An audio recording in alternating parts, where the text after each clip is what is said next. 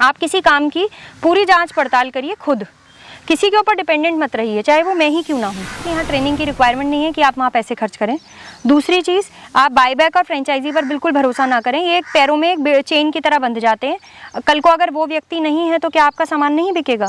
आज मैंने भी अपने आप मेहनत की, मैंने किसी के ऊपर डिपेंडेंसी नहीं रखी, तो मैं अपना सामान बेच पा रही हूँ और मार्केट बहुत बढ़िया, आप भी बेच पाएंगे। ऐसा कुछ नहीं है कि कोई सिर्फ मुझसे ही सामान खरीदेगा। क्या सारी डिमांड मैं पूरी कर सकती हूँ? नहीं कर सकती हूँ। उस तरीके से आप भी काम कर सकते हैं और डिमांड पूरी कर सकते हैं। नमस्कार दोस्तों, मेरा नाम सत्येंद्र कुमार, आप देख रहे हैं आपका अपना YouTube channel India farming management. YouTube channel है और मेरा फेसबुक पेज भी है, सेम इसी नाम से, आप उसे फॉलो कर सकते हैं अगर आप उस पर देख रहे हैं तो। हमारे साथ में मौजूद हैं पायल अग्रवाल जी। पायल जी एक कंप्यूटर साइंस इंजीनियर हैं और एक अच्छा खासा काम कर रही हैं, लगभग 50 से 60 लाख रुपए हर साल का इनका रेवेन्यू है। और इनका एक गोबर से खाद बनाने का काम है जो केचुआ करते हैं, जो मिट्टी से जुड़ के काम करते हैं ना। जैसे आप एक चीज़ को देखें, या तो आपको जो रॉ मटेरियल आता है वो फ्री में आना चाहिए या फिर फ्री के बराबर आना चाहिए, या आप किसी धूप से काम करें, धूप मीन्स जो नेचुरल चीज़ों से काम करें, या आप किसी जीव से काम करें, जैसे आप वर्मी कंपोस्ट से काम करते हैं। यहाँ पे आपकी ना कॉस्ट नहीं लगती है, आपकी लागत नहीं लगती है, और वो आपकी एक बहुत बड़ा इन्वेस्टमेंट, एक बहुत बड़ा कॉस्ट बच जाता है और आप उस बचत को मुनाफे में कन्वर्ट कर सकते हैं। 3 रुपये के आसपास इसका खर्चा आता है और 6 रुपये के आसपास नॉर्मली सभी जगह बिक रहा है। और जब कम मात्रा में, मतलब पैकेज छोटा रहता है, 5 किलो 2 किलो 1 किलो का, तो उसकी कॉस्ट और ज़्यादा बढ़ जाती है, मतलब 20-30 रुपये केजी बिकता है। इनका मुनाफा काफ़ी अच्छा है। ये खुद चाहती हैं कि और युवा आएँ, जुड़ें, इनसे पूछें, जानकारी जुटाएं, अपना कारोबार शुरू करें। कंपटीशन इसमें कुछ भी नहीं है, क्योंकि आप इनके बगल में भी काम करेंगे तो मार्केट इतनी बड़ी है कि खूब ज़्यादा डिमांड है। थोड़ी सी मेहनत जरूर करनी पड़ती है, लेकिन शुरुआत कोई बंदा कैसे करे, किन से मुलाकात करे, क्या तरीका रहता है, क्या ये बहुत ज़्यादा टेक्निकल काम है या बहुत ईजी काम है, किस तरीके, सारी जानकारी पायल से लेते हैं। और मैं तो कहता हूँ पूरी वीडियो जरूर देखें, ताकि आपके जो भ्रम है, जो डाउट्स हैं, वो सारे यहाँ पे क्लियर हो जाएं। और आप वीडियो जब अंत तक आप देखते रहेंगे तो आपके बहुत सारे डाउट्स क्लियर होंगे और आप एक सही डिसीजन ले पाएंगे कि किन से मिलना चाहिए और कैसे आपको ये काम शुरू करना चाहिए। तो चलिए दोस्तों वीडियो शुरू करते हैं।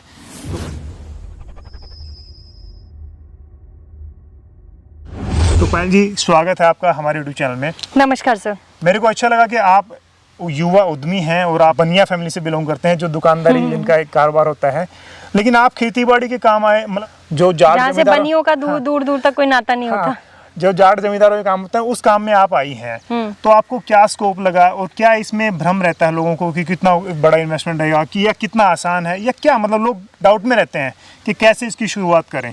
तो इसके मिथ के बारे में जानना चाहूँगा, लोग डाउटफुल रहते हैं, उसके बारे में थोड़ा क्लियर करके बताएं। देखिए, सबसे पहली बात तो ये सर कि लोग सोचते हैं कि हमने तो कभी इस तरीके का कोई काम नहीं किया। कहीं ना कहीं किसी ना किसी को किसी काम की शुरुआत तो करनी ही पड़ती है। मैं बीच में बताना चाहूँगा, देखिए ये इन्होंने कॉमर्शियल लेवल पे इस काम को शुरू किया है, लेकिन जो खेती बाड़ी, ये ज़मीन भी रेंट पे है। जो जिनके पास खुद की ज़मीन है वो लोग कहीं जाके नौकरी करते हैं, और जिनका काम नौकरी का, दुकानों का था, वो इस काम को कर रहे हैं। मतलब हमसे हमारी ज़मीन को लेके किराए पे लेके, मैं जैसे युवा आदमी है, इसको बिज़नेस के तौर पे काम कर रहे हैं। तो आप इसको हल्के में ना लें, आप थोड़ा बिज़नेस की तरह सोचें तो वो ज़्यादा अच्छा रहेगा। हाँ जी मैम, बताएं आगे। सर मैं ये कह रही थी, आप देखिए, कोई भी काम की शुरुआत कभी ना कभी करनी पड़ती है। ये तो एक छोटा सा व्यापार है, बहुत आसान सी चीज़ है। अदरवाइज आप ये सोचिए कि सर्जन बनना, डॉक्टर बनना कितना मुश्किल चीज़ होती है। डॉक्टरी कॉलेजों से पढ़ने के बाद में, सालों साल प्रैक्टिस करने के बाद में कोई व्यक्ति डॉक्टर बन पाता है। जी हाँ। वो एक अपने आप में, हाँ, उसे एक टीडियस जॉब माना जा सकता है, पर सिर्फ एक केचुए से खाद बनाना और उसको बेचना, मुझे नहीं लगता इसमें कोई इतना टीडियस जॉब है। थोड़ा सा लेबर जरूर मांगता है ये काम, क्योंकि ये क्षेत्र थोड़ा सा अनऑर्गेनाइज्ड है। ये किसानी खेती के जो काम है थोड़ा सा अनऑर्गेनाइज्ड है, पर किसी चीज़ की अपॉर्चुनिटी है, जब उसको डाला जाता है या डेमो करके दिखाया जाता है, उसके बाद जब उसके अच्छे रिजल्ट निकल के आते हैं तो लोग लेते हैं। देखिए, भ्रम है इस काम से जुड़े हुए बहुत सारे। सबसे पहला तो आप मुझे देख लीजिए, मैं अपना केस बताती हूँ। हमारे यहाँ 1 बीघा जमीन भी हमारी अपनी नहीं है। जिस जमीन पे मैं काम कर रही हूँ, अभी मैंने दूसरी जमीन भी ली है, सारी ही ज़मीनें हमारी किराए पर हैं। और ये ज़मीन का 45,000 रुपये साल का किराया है, जो कि मुझे लगता है ना के बराबर है। दूसरा, यहाँ पर जो रॉ मटेरियल है, खाद है, गोबर है, वो गोबर आपका 30 से 40 पैसा प्रति केजी पर इजीली मिल जाता है। शहर में वो बिल्कुल कूड़े की तरह ट्रीट हो रहा है, उसको हम यहाँ पर लाकर सोने में कन्वर्ट कर दे रहे हैं, एक तरीके से काला सोना बना रहे हैं उसका। तो और ये बहुत ही अच्छी गुणवत्ता वाली खाद होती है। जब इसको पेड़ को, पौधे को, ज़मीन को दिया जाता है तो एक समय के बाद में बहुत अच्छा रिजल्ट शो करती है। अभी हमारे भी भी किसान भाई जो हमें रिव्यूज़ देते रहते हैं वो ये कहते हैं कि भैया पहले हमारा पौधा इस तरीके से ऊपर की तरफ बढ़ता था, अब वो फैल रहा है। देखिए दोस्तों, बीच में मैम की बातों काट के बताना चाहूँगा मैं, शुरू में गवर्नमेंट ने कहा था कि आप डीएपी यूरिया यूज़ करो, आपकी फसल बढ़ेगी, बहुत ज़्यादा बढ़ेगी, और लोग यूज़ कर रहे थे। उसको यूज़ करने में भी समय लगा, मतलब लोगों को इम्यूनिटी आदि होने में समय लगा कि चलो यूज़ करते हैं, और फिर अब बहुत ज़्यादा मात्रा में यूज़ करना शुरू कर दिया। अब धीरे धीरे लोग वर्मी कंपोस्ट की तरफ, देसी खाद की तरफ, ऑर्गेनिक की तरफ आ रहे हैं धीरे धीरे करके। लेकिन ये समय इतना ज़्यादा बढ़ेगा, इतनी ज़्यादा डिमांड बढ़ेगी इसकी, जिसके आप आइडिया नहीं लगा सकते हैं कि बहुत स्पीड से ग्रो करने वाला ये फील्ड बनने वाला है। जी हाँ मैम। जी, तो मैं ये बता रही थी सर कि यहाँ भ्रम क्या है। देखिए, सबसे पहली बात, सस्ती ज़मीनें हैं। आज किसान अपनी ज़मीन पर कमर्शियल फार्मिंग, जो अभी तक गन्ना और गेहूं और चावल उगा रहे थे, हमने उन्हीं से किसी से ज़मीन ले ली, और ये ज़मीन का किराया ना के बराबर है। जो गोबर खरीदा वो भी बहुत ही सस्ता है।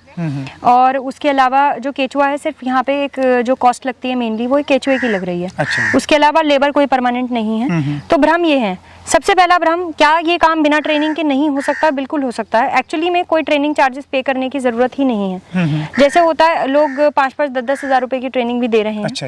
वो ट्रेनिंग की कोई रिक्वायरमेंट नहीं है। आप आइए, विजिट कीजिए, घंटा 2 घंटा में आप इस काम को समझ जाएंगे। बाकी देखिए, जब कोई व्यापार आप करते हैं तो उसे एक समय लगता है सीखने में। आप गर्मी में, सर्दी में, बरसात में किसी चीज़ को मैनुअली कर रहे हैं, इस तरीके से ओपन में कर रहे हैं, तो उसे आप कुछ घंटों की ट्रेनिंग में नहीं समझ सकते। अगर वो कुछ घंटों की ट्रेनिंग में समझ में नहीं आ सकता तो क्यों हम उस पर 5-10 हज़ार रुपए खर्च कर रहे हैं? तो सबसे पहली बात, कोई ट्रेनिंग की रिक्वायरमेंट नहीं है। ठीक है।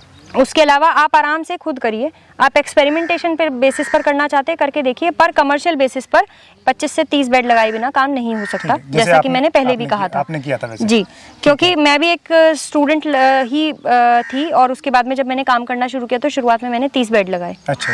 अब बात करते हैं कि जैसे ये हुई हमारी एक काम शुरू करने की बात। अब और क्या मिथ है इस काम में? मिथ है कि क्या केचुआ मर जाता है? बिल्कुल नहीं मरता है। देखिए, आप मेरे पीछे देख सकते हैं, जितने भी बेड्स हैं इस जमीन पर लगभग 250 बेड आ जाते हैं। अभी हम इस जमीन पे जितने बेड्स हैं इनको वाइंड अप कर रहे हैं, दूसरी जगह हम शिफ्ट हो रहे हैं। इस जमीन पर बिजली नहीं है। अच्छा, मैंने अभी तक सारा काम जनरेटर पे किया है। आप सोचिए कि बिजली नहीं है, जनरेटर पे किया, तब भी मैं मुनाफे में हूँ, जबकि महीने का 10 से 12 हज़ार रुपए का खर्चा तो मेरा जनरेटर का ही आता है। क्योंकि कैलकुलेशन आप अगर करेंगे तो अच्छा मुनाफे वाला काम है। मेनली क्या है, मेहनत लगती है। बिजली कहाँ पे यूज होती है, थोड़ा ये बता दी, क्योंकि ये देखिए, बिजली इस्तेमाल, हाँ, बिजली की ज़रूरत होती है यहाँ पर खाद छानने में। हमारे यहाँ एक मशीन है जिससे खाद छानी जाती है।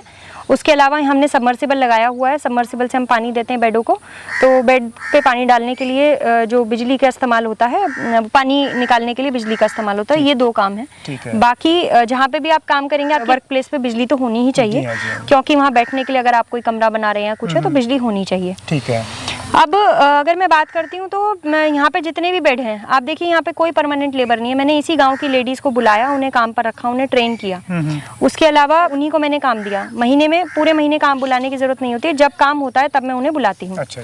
दूसरी चीज़, आप देखिए, गोबर बहुत सस्ता है। तीसरी चीज़, हमने कोई इंफ्रास्ट्रक्चर कॉस्टिंग पे पैसे नहीं खर्च किए हैं। आप देख सकते हैं, कभी आप मेरे आएंगे, कच्चा कमरा बना हुआ है जिसको स्टोरेज के तौर पर हम, मैं दिखाना चाहूँगा। देखिए मैम ने, आपने 2 बेड एक साथ कर रखे हैं? हाँ जी, ये जोड़े में बनते हैं। अच्छा, जोड़े में जी। यहाँ पर ईंटें लगती हैं, पर मैंने ये खर्चा बचाने के लिए शुरुआत में जब ईंटें लगाई तो ईंटें चोरी हो गई। अच्छा, चोरी। तो मैंने ये इस तरीके की मिट्टी की मुंडेर बनवाई। ठीक है। मिट्टी की मुंडेर बनाने के बाद ये पॉलिथीन इस पर बिछाई जाती है। इसका साइज देखिएगा, 30 फीट लंबा होता है। ठीक है। और ये 9 फुट चौड़ी बनती है, क्योंकि ये जो पन्नी आती है इसका साइज ये होता है। 100 फुट लंबी होती है, 9 फुट चौड़ी होती है। ठीक है। और उसके बाद में हम इसको 30 फुट लंबा और 9 फुट चौड़ा के हिसाब से काट लिया। ठीक है। फिर इधर की तरफ और इधर की तरफ 2 बेड बनाए जाते हैं जोड़े में। ठीक है जी। आपने इधर 3 फुट चौड़ा 30 फुट लंबा बेड बना लिया। ठीक है। इधर भी 3 फुट चौड़ा 30 फीट लंबा बेड बना लिया। ठीक है जी। उसको गोलाई दे ली। ठीक है। जब आप गोबर मंगाएंगे तो गोबर आपका ना तो ज्यादा सूखा ना ज्यादा गीला होना चाहिए। अगर आप ज्यादा गीला गोबर खरीद रहे हैं, अच्छा, इसका मतलब है कि आप पानी खरीद रहे हैं, और ज्यादा सूखा खरीद रहे हैं तो उस पर आपको ज्यादा मेहनत करनी पड़ेगी। केचुआ सूखा गोबर नहीं खाएगा। उसको आपने गोलाई दे दी। ठीक है। और पराली से ढक दिया, उसके ऊपर केचुआ डाल दिया। क्या आपको लगता है कि इस काम में ट्रेनिंग की रिक्वायरमेंट है? देखिए मैम ने बताया, सीधा सिंपल सा, नीचे पन्नी बिछाया, गोबर डाला। मैम, गोबर की मात्रा कितनी डाला आपने इसमें? देखिए, 30 फुट के बेड पे लगभग 1300 किलो गर्मी में, 1500 किलो सर्दी में, एक बेड पे। हाँ। ठीक है। हाइट वगैरह इसकी कितनी क्या रहता है? 1.5 फुट गर्मियों में और 2 फुट तक आप रख सकते हैं सर्दियों में। आपने ऊपर पराली लगा रखा है, ये सिर्फ छाँव के लिए? हाँ, ये छाँव और अंधेरा बनाने के लिए। अंधेरा बनाने के लिए, बस इसके अलावा कुछ भी नहीं है मैम? इसमें नमी बना के रखो? नमी बना के रखिए, ढक के रखिए। ढक के रखिए। और आपको कुछ चीज समझ में नहीं आ रही है, पराली हटाइए, हाथ डाल के चेक कीजिए। एक बार दिखाइए। आप देखिए, अब आप ये देखिए, यहाँ से हमने पराली हटाई, ये खाद हमारी तैयार है। ठीक है। कितनी बढ़िया खाद बनी हुई है, देखिए हल्की गीली है क्योंकि इस पे पानी डाला है कल ही। इस तरीके से एक खाद ऊपर, ये देखिए यहाँ ये खा चुके हैं, तो ऊपर खाद तैयार है। अब यहाँ जहाँ पीला गोबर आना शुरू हो गया है, वहां पे आपको केचुआ नजर आएगा। ये देखिए, ये केचुआ गोबर में घूम रहा है, ये देखिए खा के नीचे जा रहा है। ठीक है। ये ऊपर छोड़ते रहते हैं। ये आपका इतना उतार तैयार है। ये हल्का सा सुखाकर इस बेड को हम उतार सकते हैं। ठीक है। अब आप मुझे खुद बताइए, क्या इस काम में आपको ट्रेनिंग की कोई रिक्वायरमेंट नजर आ रही है? आप देखिए कितनी बढ़िया खाद बन के तैयार हुई है। बहुत ही कॉमन सेंस वाला काम है। आप देखिए, मैंने इसको हाथ से ये देख लिया, अगर इतना मुलायम गोबर होगा, इतना मुलायम, तो केचुआ उसको आराम से खा पा रहा है। देखिए इसमें कितने केचुए लिपटे हुए हैं, बहुत ज्यादा, यानी कि इसके मुंह में आसानी से जा सकता है। ये देखिएगा, मेनली क्या है कि गोबर आपका जो है वो मुलायम होना चाहिए। अगर वो सख्त होगा तो ना तो आपका हाथ भी नहीं जा पाएगा और आपको खुद समझ आ जाएगा। और ठंडा है ये, अभी इसको हम टच करके देख रहे हैं तो ये ठंडा है। ठीक है, बहुत अच्छा। और इसको आपने ढक देना है, इस तरीके से पराली से ढक दीजिए।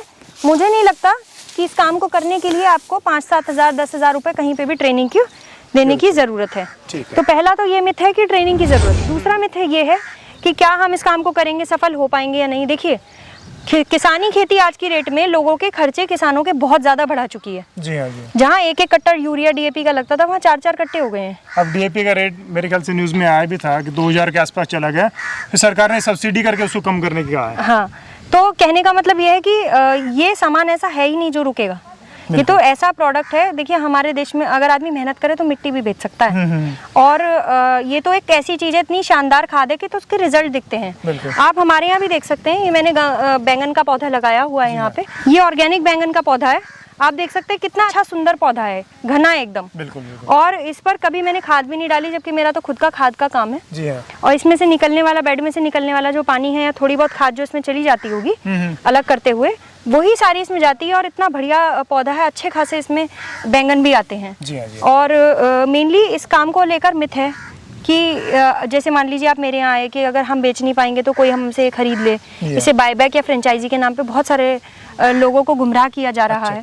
मैं दर्शकों को समझाना चाहूँगी, मेरा आपसे निवेदन है, आप किसी काम की पूरी जांच पड़ताल करिए खुद, किसी के ऊपर डिपेंडेंट मत रहिए, चाहे वो मैं ही क्यों ना हूँ।